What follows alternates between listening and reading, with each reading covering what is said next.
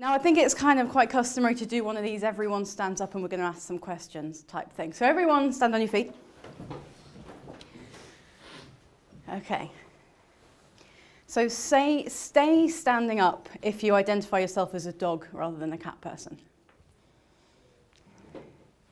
That's how you can stand up. If you like dogs, stand up. Well, you know, but would prefer. I like both. Fine, okay. Awkward. Sit down. You're not committed. Not committed. It's exclusive or it's not. Stay standing up if, even if you're not a fan, you appreciate that The Next Generation is probably the best Star Trek series. Which one is that? That's fine, yeah. It's That's the not the one. Jean-Luc Picard, yeah. Patrick Stewart, yeah. It's the one with Patrick Stewart. Yeah. Definitely not. We'd be really good friends. We should hang out. Let's swap numbers. That's literally it. You can sit down. Okay. I was going to make some clever data point, but it was just really for fun. Okay, that doesn't work. No, that isn't the forwardy thing. Okay.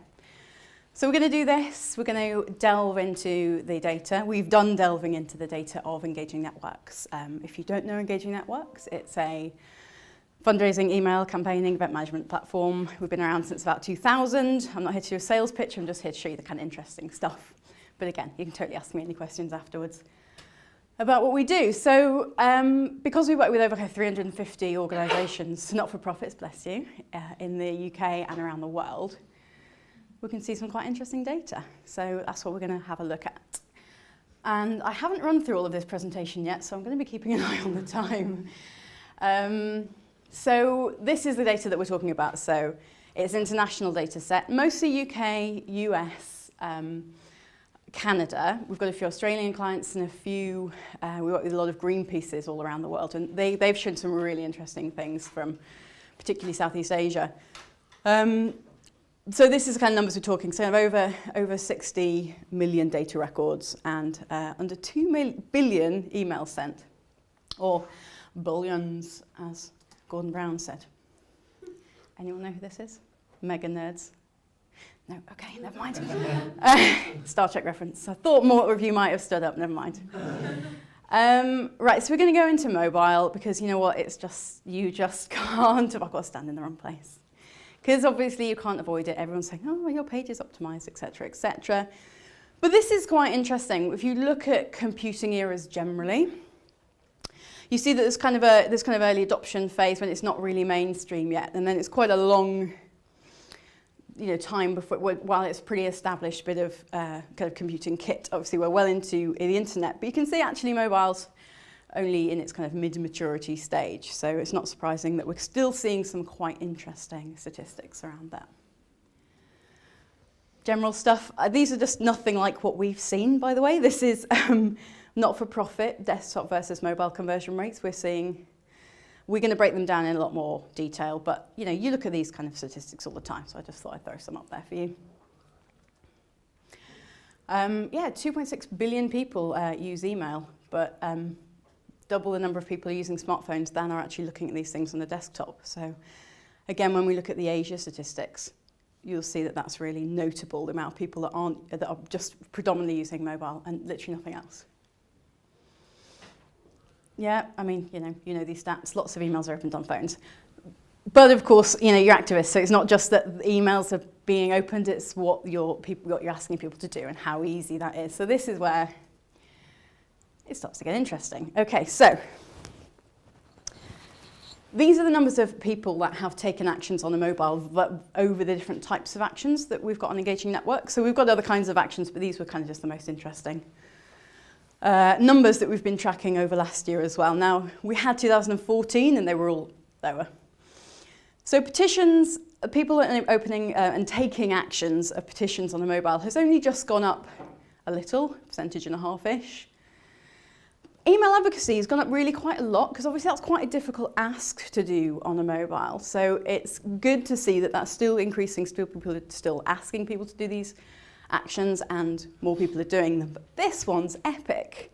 That's a really big increase. So we've got nearly 4 or 5% more people are taking giving a single gift on a mobile. So that's definitely a testament to how easy it's being made, but also how culturally we're a bit more okay with it. And then the recurring donation one as well. Is this definitely right? That's nuts. Yeah. So now there's some interesting stats around recurring donations as well generally, but we could look at this as that people are more likely to be front-loading the regular gift ask and making it much closer alongside the single gift ask, so it's coming up and meeting with it. So yeah, pretty cool, eh? Yeah, so this is genuinely amazing. So we've got a lot of clients that are launch campaigns and donation pages and so on and so forth. Hong Kong, Korea, Mexico, and we had quite a lot of campaign pages. And their statistics were all over 70%. I say over 70%. Loads of them were over 90%, their campaign pages. They've been converting them on a mobile, which was just amazing. So we haven't got the screen grabs, but Jonathan did look up what those pages did look like, and yeah, they look pretty amazing. So worth having a little investigation, particularly at what Greenpeace are doing. Always. This is human rights campaign, and they, again, absolutely busting above what most people are reaching. So we've got kind of 15% of people processing single gifts on a mobile. This is 2016 data, but they were managing 36%. They have a lot of donation pages, and again, they convert really high. This was just kind of an average of all of their donation pages, and this is kind of typical what they look like, super, super clear. Another one, amazing. So this is Peter, Australia. Anyone from Peter in the room? No. Anyone eat Domino's and is vegan? If so, you might be interested in this campaign. 65% of people took this email to target action. So again, the one that we're seeing are being around 32% on average. A really, quite a big ask to get someone to write to, in this case, Domino's. But yeah, over 65% of people were taking this action on a mobile. I don't know whether that's because we used to ordering like Deliveroo or something. I don't know. Maybe they go hand in hand. This isn't a mobile conversion statistic. This is just a general conversion statistic. But the MS Society recently did a big optimization campaign, and this is what their donation page had looked like. It wasn't really making them much money.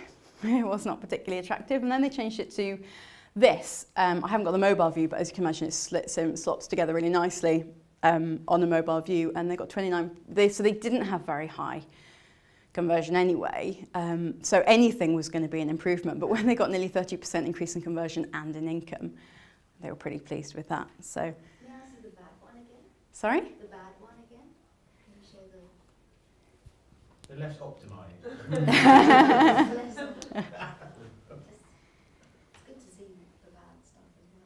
Absolutely, yeah. I mean, this is kind of a bit of a note on this, is that I give examples of really bad, in terms of statistics, we'll say what a low average is. However, we didn't really want to name and shame, so I didn't put up too many examples of like a really awful conversion, say this is the worst, because you literally might be in the room. So we'll want to be doing better, right? So yeah. So it's fairly obvious stuff, the things that will make donation pages be better mobile optimized. But the pre-population stuff, of course, is something which is kind of a bit handy if you've got engaging networks, just because you can link your email with your landing pages. Like I say, I don't try not to make this a sales pitch, but when you can do stuff like one click, that's why you're always buying that random stuff on Amazon. If you can do that with donations as well, obviously it's going to massively increase your mobile gifts. Yeah, I told you it's going to get nerdy. 10 points if you know who this is. Union Singh. Yes, amazing. Data's dad for anyone else. Right, conversion. Okay, so this is looking at conversion not from like mobile or landing pages. This is from activist to donor.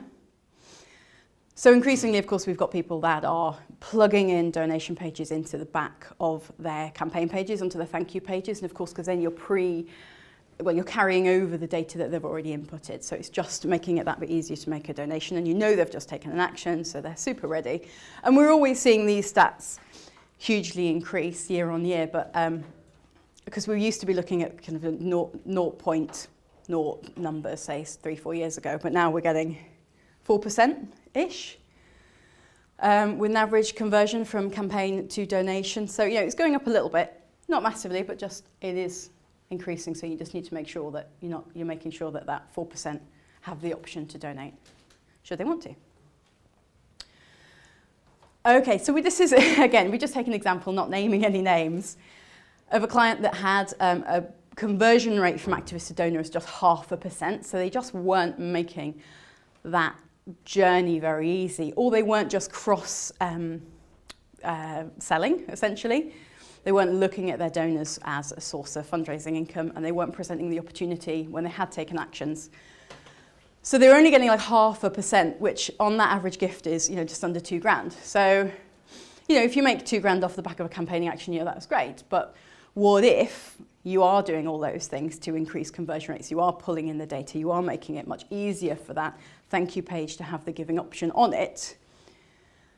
That $2,000 could have been, you know, 30 grand, which particularly if you're a smaller charity working on smaller numbers is massively significant. You know, we have a lot of organisations here that are working on much bigger numbers, but, you know, purely off the back of a campaigning action to raise 30 grand would be pretty nice, but, you know, it's just making it as easy as possible. And the point is that people are doing that. That 7.8% is an organisation that is doing that, is they're regularly getting these kind of numbers, and that's an average high rate, and that's a particularly low rate. So we've got quite a few people between kind of 5 and 8% that are converting at that rate because they're just focusing on it and they're spending time making sure that they're making it, again, as easy as possible to donate. So yeah, so we're going to go into just a little bit more overview about why the post-action part of the journey, it can increase engagement generally. Because it really impacts on retention. Just a note on retention generally. So this is comparing 2014 to 2015 to 2015 to 2016. So people that gave in 2014 to 15 and then gave again 2015 2006. No, the next one along 2016 2017. Yeah. So on average, kind of similar numbers. Donors are retaining 27%, are coming back again. So you're losing 3/4-ish, just a bit less than, of your donors that are giving once and then they're not staying the further you're making another gift.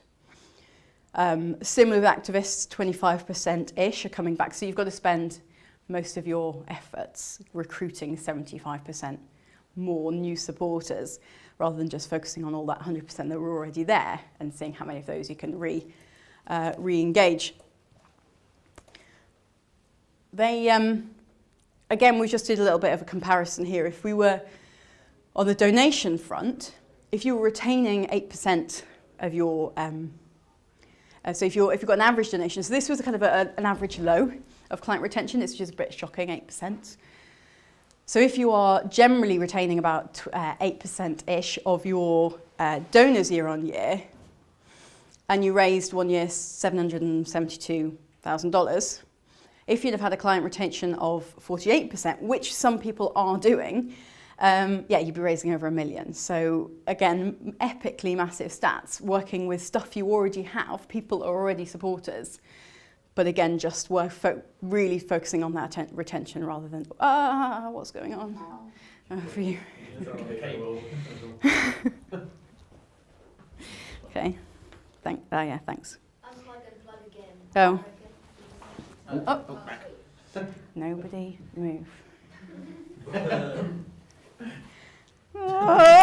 Stuck. Okay, that doesn't work, so I'm going to have to do this. This is silly. Right, so yeah, pretty epic stats. Okay, this is the old version that I haven't saved.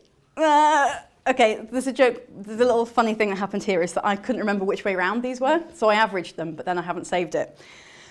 So, no, this is the wrong story. You can tell that I was looking at this data till really late last night.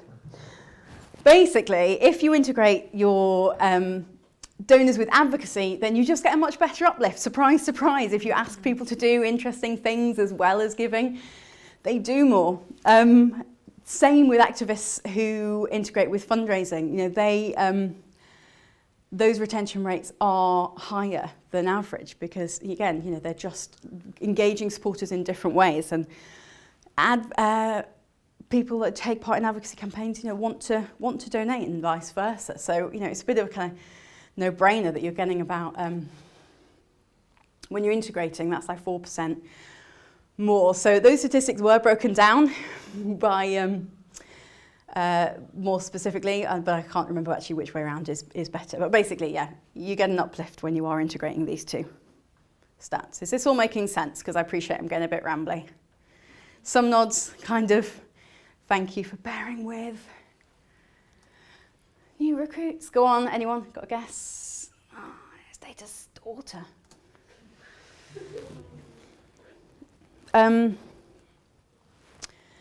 Yeah, just so this is percentage of new supporters coming to your actions. They're actually really quite high. So, so these aren't all of your new supporters broken down where they've come from. It's of each of your petitions, how many of the percentage are new supporters. Still really high on petitions, not kind of that surprising because that's the exciting stuff that brings people in. Same with email advocacy, it's the sexy stuff. That single donation figure is slightly increased by the fact that this data covers the Canadian Red Cross wildfire. So I don't know if you know, in Alberta last year there was a huge wildfire and it raised how many million? Can't remember off the top of my head, but Millions and millions and millions within just a few days, a couple of days. And they were all hosted on Engaging Networks. So it was biggest ever fundraising campaign, well, probably for us, but also for Canadian Red Cross, and it brought in thousands of new supporters. So that figure is kind of a bit more similar. It is a little lower, but still kind of in that ballpark of new supporters that are coming via initial action with you as their first gift. But a really increase in recurring donations. Again, is this due to the fact that we're presenting the opportunity to give monthly that bit easier now, or it's just becoming more normal to be a bit more committed? I don't know. I mean, you might know from your list, you know, what is it that you're doing to kind of bring people, new supporters in, and are you seeing that actually you're getting more people willing to sign up to a recurring gift or a direct debit without kind of a long integration process?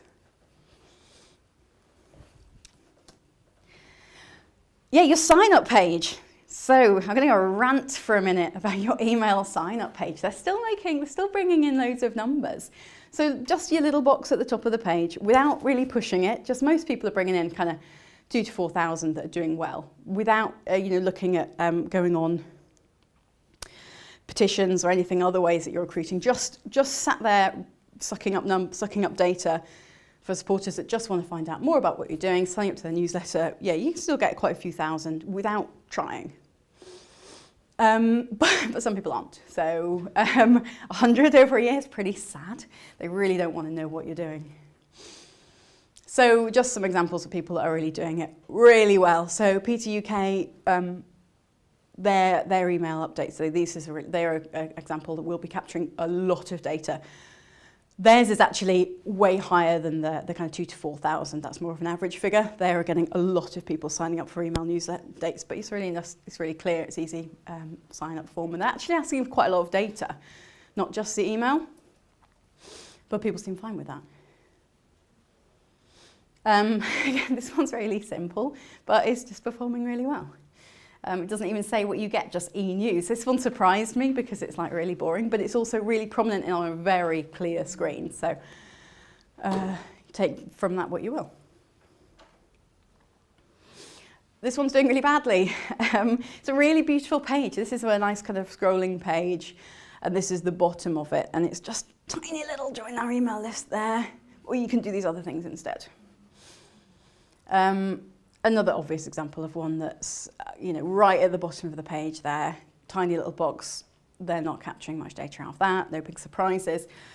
But just because it's at the bottom of the page, it doesn't necessarily mean it has to perform badly. This is Living Streets. Again, got a really nice scrolling, beautiful home page, and this is their sign-up page. So it's not just e-news, it's join the walking nation.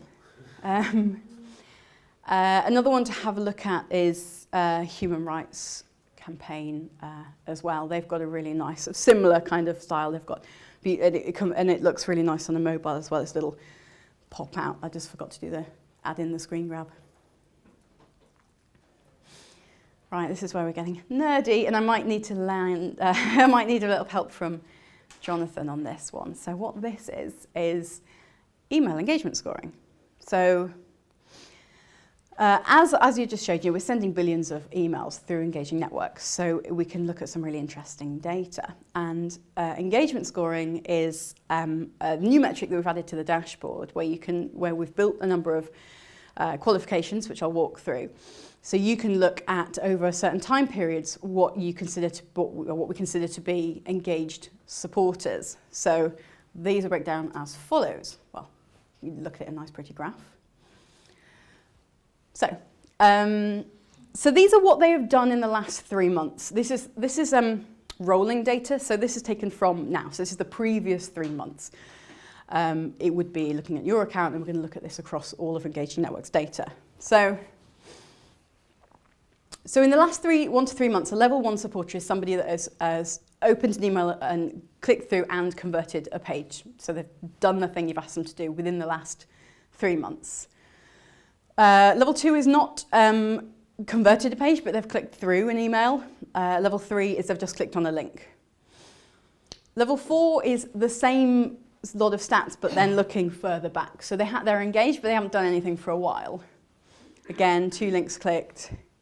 Level 3 is just clicked on 1 link. And then we're looking at the last 6 months of the year. So people that haven't done anything for 6 months or possibly up to 12 months, but this is what they have done. In the last year, they've taken an action. Level 8, they've clicked on a couple of links, or level 9, they've clicked on a link in an email. And then at the bottom of the pile, a level 10 supporter, as we classify it, which is designed to be helpful based on your data. They've opened an email in the last 12 months. They've not done anything, they've not clicked through, they've just opened an email or more. Level 11, they haven't done anything in a year. So, I mean, I guess just might as well just say, you're not always listening to me. What kind of things are you employing at the moment to keep people engaged and doing stuff? Do you have reactivation processes? Do you count them lapsed after 6 months? Anyone want to volunteer what they're currently doing? Hi. Well, we're at the beginning of that. We've just started a reactivation program. So we did a reactivation survey of everyone who hadn't taken action in the last year to find out why, which has been quite useful in terms of exploring why people have said that they're not taking action. Some just wanted to be kept updated with the campaigning and saw it was a newsletter rather than taking action. Others said that they wanted more petitions because we weren't offering petitions. Others said that they didn't feel the emails were clearly explaining the power of them taking action. So that one comes up a lot, yeah. Feeding into how we're going to shape our emails forward. Though it's temporarily paused because we the title of the email we did for the survey was "Are you still there?" And I work for Parkinson's UK, and we have basically people with Parkinson's is an incurable long-term condition. So quite a lot of people said it's really inappropriate. The email was insensitive. Yeah. This was before I started working there. But so we've paused it a little bit. I will say it was the most read email we've ever done, which was interesting. But yes, I think there's a lesson for us. But we are looking at them from that building and that survey into how we write emails and using the automation process to welcome people. Because at the minute our welcoming process is manual because our Razor's Edge isn't linked in the Engaging Network. Yeah, sounds like a familiar story with those on Razor's Edge. Anyone else? What do you count as a kind of lapsed support? Is it a year? Yeah. We're about to switch on something quite similar-ish to that. We've got people it's nothing like this. Sort of the 1 to 3 month pool, then 4 to 6, and then as people sort of cascade down between different groups, they'll get automated emails trying to reactivate them. And it's going to be a huge learning process, right? You don't know why people have done things. because people that are not opening email, from our perspective, we think that means they're not really that engaged, they're not actually bothering to do anything, but you know what, they just still want to know what's going on. You just haven't sent them anything that really floats their boat yet. So numbers. Okay, this is percentages across, it's not quite over a year, so this is looking at March last year's previous statistics and then looking at February's previous statistics. So on a rolling basis, we are seeing, sadly, those in a level 1, so would be our most engaged supporters, are going down. So just under 7% of people are doing something recently. They're taking an action within the last 3 months. I think what's interesting as well is that's going to include, because if you think about when that is, that's going to include Christmas appeals as well. So I don't know whether you might want to look at that and think, well, actually, that means that we are sending to a much bigger proportion of our file than usual. So you would maybe expect people not everyone to be as engaged in that segment. Or you might think the opposite and say, well, actually, this is when we should be getting really high engagement. Then again, it's kind of leveling out a little bit from then beyond. So we've got 3.6, 4.5%. That would take you up to 12 months. And then those level 10 supporters, people that are just opening emails, are around 32%. And inactive is really growing. So over half on average of everyone's list haven't done anything within the last year. They haven't opened an email or anything. So you really want to look at cleaning your data, guys, or implementing, as you are, ways to make something out of these guys and see if we can get them interested again, because they're obviously on your list for a reason. So if we took the 20 highest category 1, so those organisations that had the highest engagement score for category 1, they're sending an average of 20 emails per person per year, which doesn't sound like a right lot, but bear in mind this is across all of opted-in records. This is everyone within engagement networks that is opted in to receive emails. So it might be that within that group you have people that are getting a lot of emails, and then you're getting people that you say you're only emailing quarterly. But that's the highest engagement, that's level clients. That's the kind of average they're doing. But on the other side, the lowest engagement scores they're only sending seven-ish emails a year. So it's a pretty obvious correlation. And I know email is dead, email is king, email is Prince Charles never going to get on the throne. I don't know, whichever way you look at it. It's still there, it's still busting numbers, and it's still bringing in money, it's still getting people doing stuff, obviously. And we're still seeing the same stuff. People that are emailing better are thinking about it more. They are not getting into bad habits of just sending a newsletter once a month. They're probably sending out smaller pockets of more interesting content at maybe more interesting times and surprising people.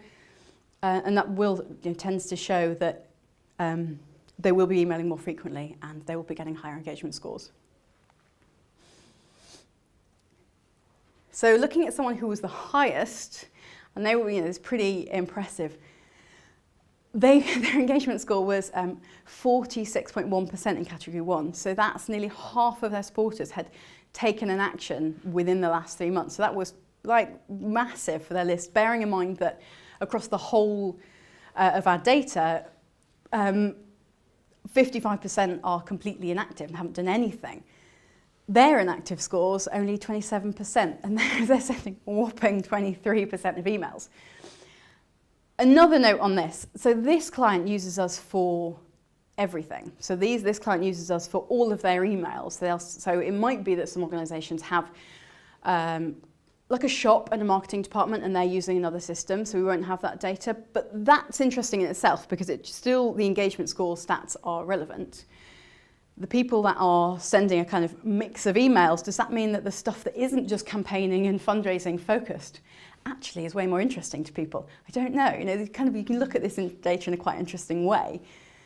But still, that's amazing. Nearly half of their supporters are engaging right now, and only a quarter of them, just over a quarter of them, are inactive. Hi. May I ask? I can't promise I can answer. Is that so? That's 96.3 emails per person per year. Yes. And may I ask, is this company, is this NGO though, about people who are personally affected by whatever the NGO is about, let's say guide dogs or Parkinson. Oh, I don't know if Parkinson is one. Are they personally affected, or is this a wider thing like help people in Africa?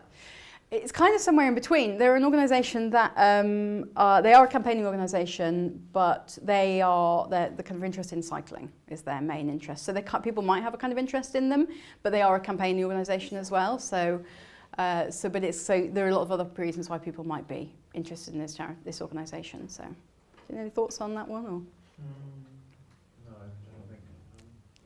But they weren't the only one here. We were seeing clients of very different categories. I mean, no one was this high. These guys really stood out, but there were some that had still a very kind of high engagement score, kind of 20 plus, of completely different sectors. But it's a really good point. So you know what? Sorry.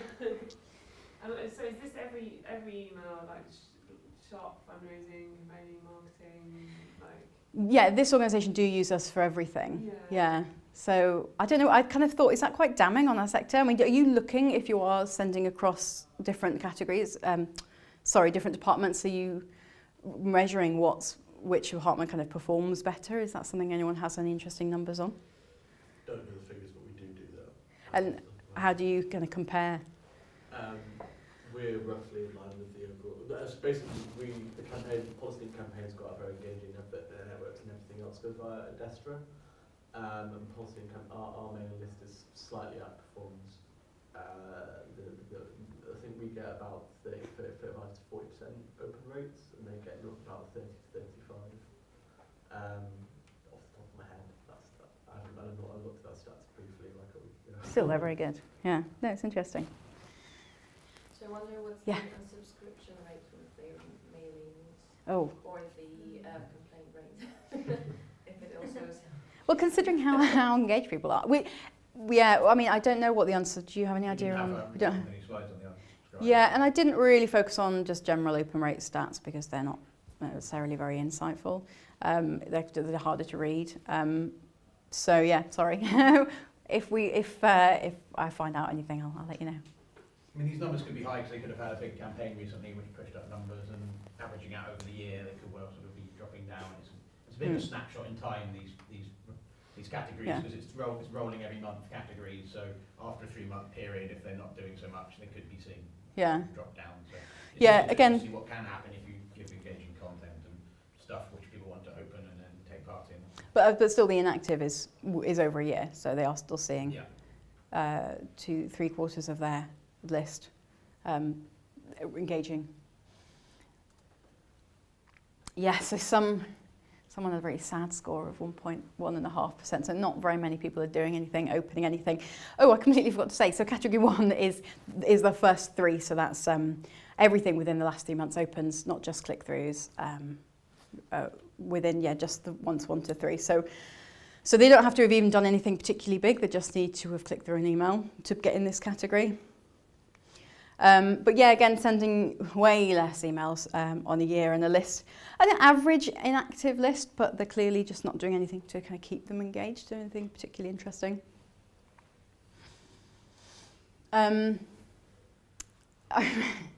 So I spent ages looking at this data in terms of inactive over list versus list size. And I really wanted to prove an interesting point, and I couldn't. So just so you know, it doesn't really matter what size your list is.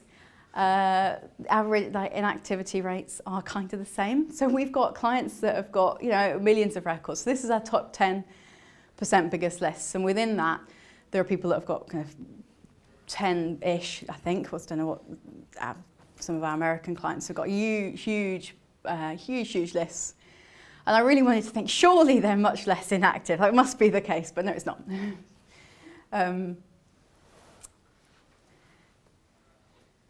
Okay, we're totally whizzing through stuff, so feel free to not ask any questions that I can answer. No, other way around.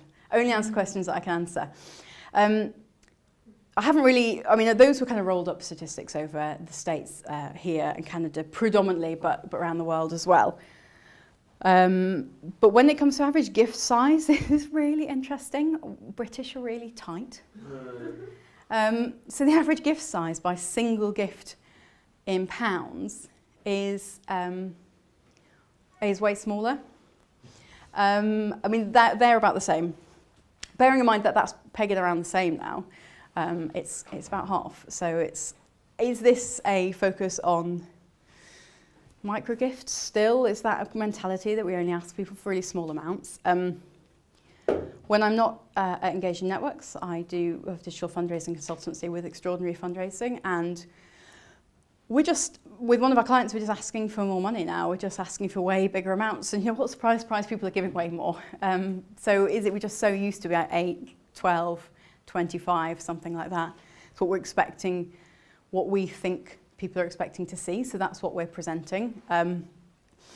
There's another factor in this as well, which is the US will have year-end fundraising is huge because of their tax year and the tax incentives they have with giving. So they will be seeing much bigger one-off gifts online. So they're also cultivating not just small regulars, but they are also really pushing to get the odd one-off, particularly end of year donations as well. And then just on recurring, yeah, again, you know, I think this is a product of the micro ask, really. Any thoughts on, I mean, does this look anything like what your average gift sizes are? That's quite a lot higher than this, I think. Our single gift average used to be something like £70 or something. Oh, really? But we thought it was because the old donation form was so bad, you'd have to be like really determined to get through it. But we've just relaunched it, and the conversion rate's gone well, and the average gifts have stayed quite high. Hmm. Yeah. What are people doing to kind of push up their average amounts? Anything? No?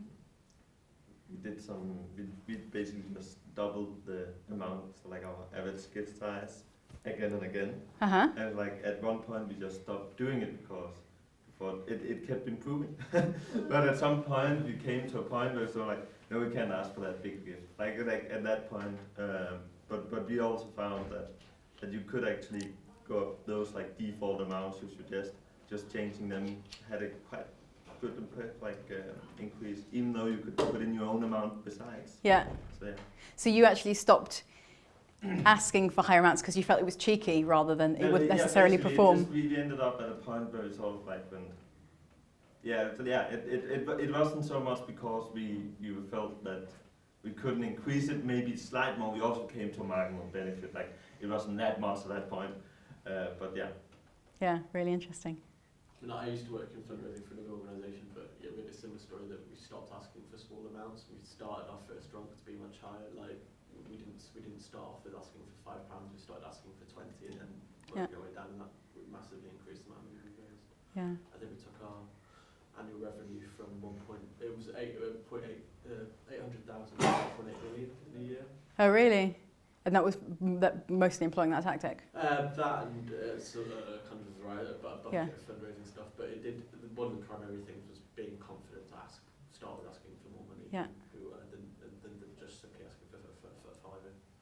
And I think some of our North American clients might be a bit higher because they do a lot of segmentation of emails, and when they send emails out to supporters given before, the asking string in there will be higher to reflect their previous gift, and they do a bit more work on that. Where perhaps over here, maybe people just give a static asking string regardless of what people have given before a bit more. So then they make use of that technology a bit more, which can really help their pushing the gifts up. Yeah. We did data segmentation as well of kind of different asks, just by data analysis of which people we thought might ask more. I think we did a kind of crude analysis by postcode. But all right. Okay. I'm a bit confused with the difference between this slide and the slide before. This is recurring gifts, and the other one was single gifts, one-off gifts. Okay, We've some of the new tools in Engaging Networks, which are pretty cool for kind of manipulating past behaviour, is if you've got profiles of supporters that say have fallen in high-level givers, mid-level givers, or whatever, you can then just present a different landing page. I mean, you can be much more tailored than that, but even if they're coming from elsewhere, you can present a different landing page with a different asking string based if Engaging Networks recognises that they fit within a kind of higher level giving profile. So yeah, you can certainly manipulate what you already know. Anyway, that's kind of it. So I did get the kind of need to wind it up, but if you've got any questions, feel free anyway to ask them, or else grab me afterwards. Anyone last questions? Thoughts, reflections? No? Okay, thanks very much.